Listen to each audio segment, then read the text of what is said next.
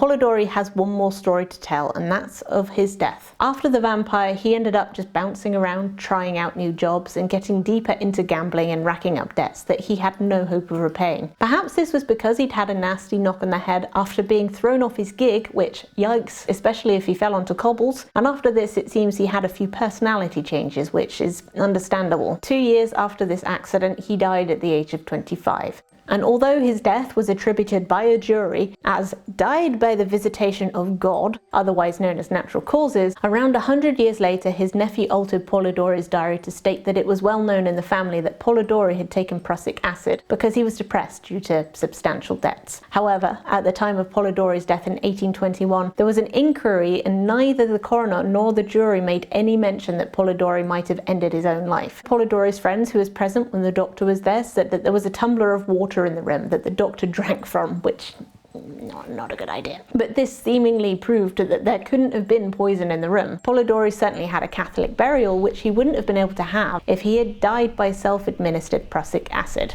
So whether Polidori took his own life or not, the report is natural causes, and he had his Christian burial.